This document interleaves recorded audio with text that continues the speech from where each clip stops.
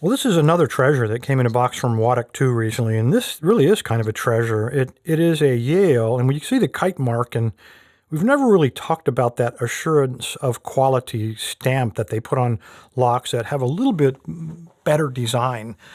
Some of the design features that jump out about this one, you can see we have obviously two halves. This is the half that's designed to face outside. And you can tell because we have this cut right here, and that's called an anti-snap cut. So when you install this, if it happens to be sticking out a little bit, someone puts some pliers or one of those snapping tools onto it, and they try to snap it, instead of breaking here, it's designed to break right along that cut. It's held together by just a little bit of metal right there. So it'll snap. It may or may not come out, but regardless, they won't have access to the actuator, so it deprives them of that. A nice design feature.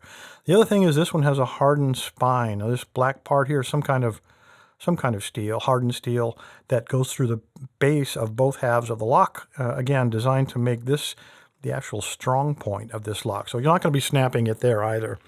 The other thing that makes me think it's quality is because that anti-snap thing doesn't look like a permanent installation. I think we can take these two pins out or those two pins out, and then we'll be able to slide the two halves apart without cutting it like I usually do. It's also designed for repinning. We can kind of tell that because it has a circlip on here. It's not a permanent Krypton. This is actually designed to be removed, rekeyed, and then reassembled. So hopefully our life, if I can get it picked, will make it a little easier to get this thing gutted and take a look at the inside of it. Anyway, let me clamp it up. I am going to try to use this from 3D lock picking. I think we can slide that on there. So designed to go on there. Well, maybe not. Oh, all right, whatever. I will figure out a way to clamp this up. May have to go old school. Let's see if we can get the outside part picked, because many times these are keyed with security pins, whereas the inside may or may not be. All right, let's go old school. It works. It works. That holds it. Wide open keyway. This is not the typical Yale keyway with the curl tip, so I can probably use one of these guys. This is my SP14, my next to thickest one, and that seems to be okay. My thickest one, the reason I jump on him, is 2 millimeters. It's a pry bar, so I know for sure that he would not fit. All right, as I said, wide open keyway, plenty of room in there, no paracentricity. It's not a paracentric keyway, so I can get a pretty deep hook in there, and I've chosen this guy, at least to start with. This is the deepest hook I own, a multi-pick PN04, and if I had a deeper hook, I would use them because there's really plenty of room there. All right, let's try it. I do feel 6 pins, which is what we would expect. By the way, I don't think I showed you the key. What do you think of that? Awesome bitting on this guy. We got some super low cuts near the entrance and got that high stuff hiding behind them. So really, if you want to pick your own bitting, this would be an excellent choice. And I think it is probably a new lock. It works beautifully.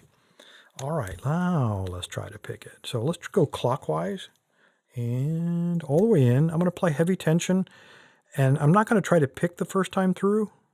I'm trying to find binders. And I want to keep releasing my tension until I only get one binder. So now I got 3. Let's try it again.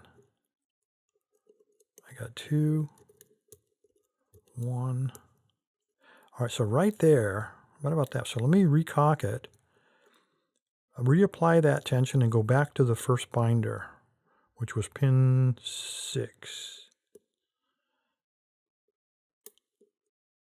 I got a little click. I'll take it. Now hopefully we find another binder. There we go, pin 3. Nice, I'll take it. Feels like pin 2, if I can get on him here. Oh no, now he's springy, so I'm not going to mess with him.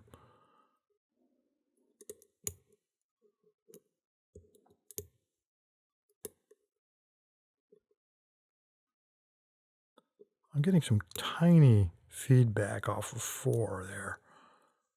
So let's go back to 4. There. I just barely touched him when I lightened up on the tension, and I got a nice sharp click. I think we are dealing with some serrateds in this guy. That is pin... I can't tell if that's counter rotation or if I'm on the warding there. Let's keep looking before we make a jump.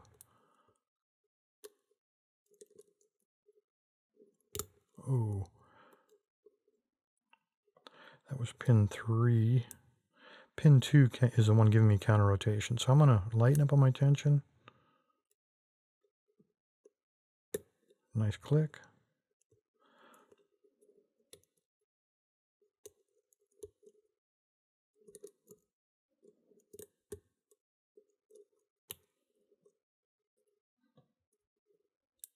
Pin 2 again. Counter rotation. A little micro click that time. I'll take it. Okay, now I got a definite false set. I saw that one. That was pin 3. I think we're definitely dealing with some serrateds here.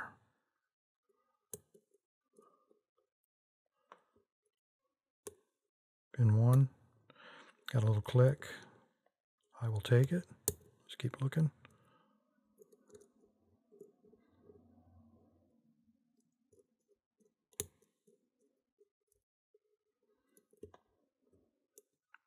Going back to 1 counter rotation.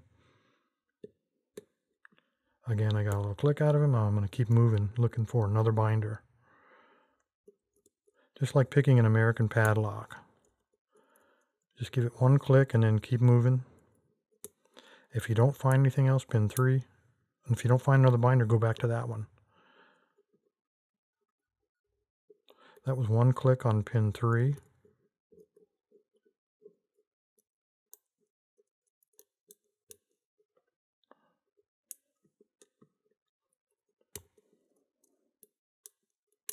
Oh, there's counter rotation on 4.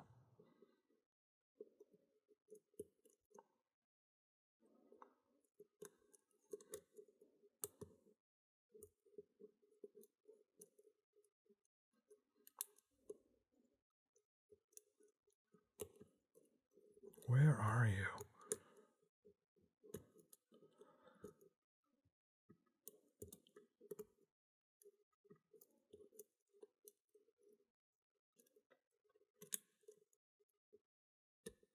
That was 3 again. That was 4. This is like 6 is all the way back down. He's the only binder. I am getting very slight counter rotation. Pin 2, counter rotation, very slight. Come on. That was 3 again. Gosh, what a difference a kite mark makes.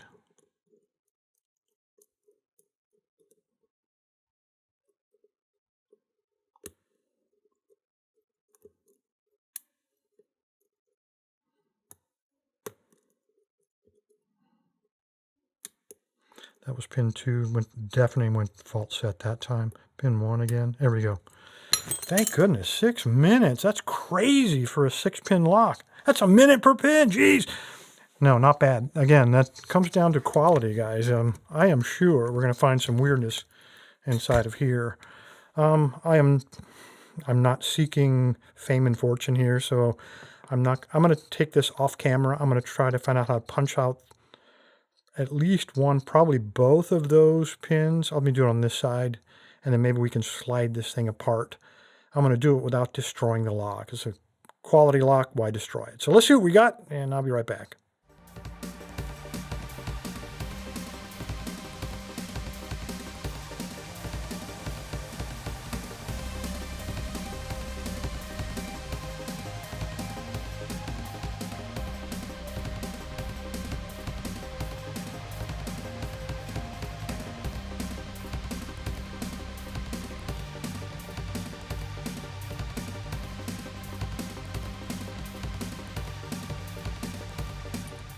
All right, it started to slide apart here. I'm hoping for the best.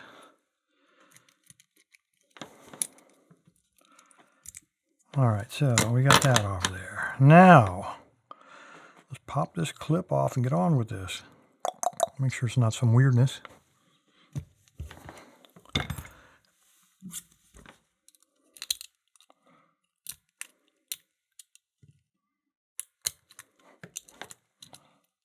Come on. There we go. All right, we are well on our way now. Get all that stuff out of there. Oh, I need all that stuff to put it back together. And then we need the key, which is located right here. Let's rotate that dude 90 degrees. We need a follower, and we need a shim to keep from going down into that little groove right there. Let me just shove him in as far as I can get him. That ought to be good. Now, follower.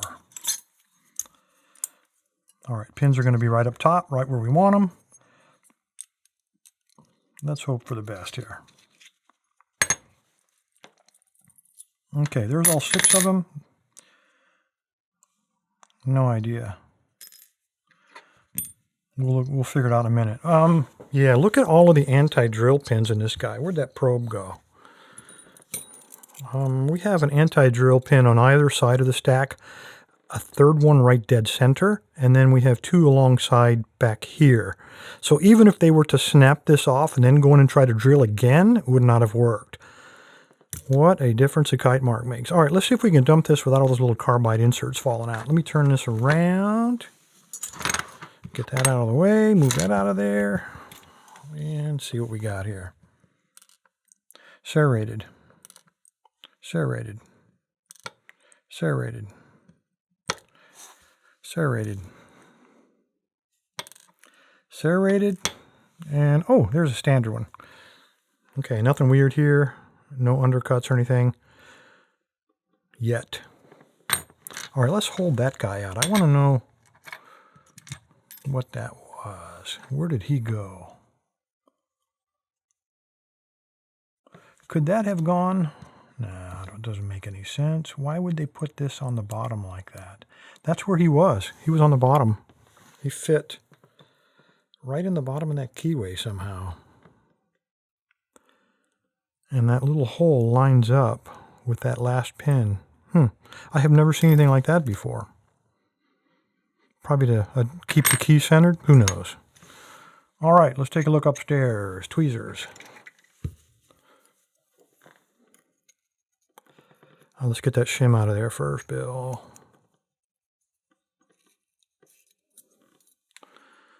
Now let's take a look upstairs. Serrated. Man, nice. That's one of those asses. There's another one. A standard. I say that with disgust in my voice. Another standard. What are you guys doing in here? Number 6. Another one. And yet another one. Oops, where did he go?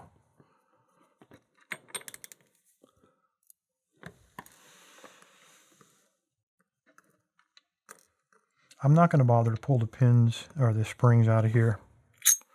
No point in that. I can see them all lined up, so it's completely stock springs. So here's what we're looking at. We're looking at all serrated key pins, every single one except for number 6. And actually number 6, I'll pick him up in a minute. He looks a little bit weird. And then we have these 2 guys. And the rest of those are all standard. So let's take a look at the key pin number 6, because it looks like the top of him has a little... So the diameter of the pin is reduced, and then it gets wide there at the top. So that would make that little pin kind of flop around, I would think. I don't believe that would act as a serrated pin. But he definitely kept falling down on us. Maybe that's why he's cut that way. Anyway, guys, there you go. The Yale Kitemark from Waddock 2 in the UK. Yeah, what a cool look. I believe it is a KTM, but if you guys know anything about it, put it down there in the comments. Appreciate your time, guys. Stay safe. Stay legal.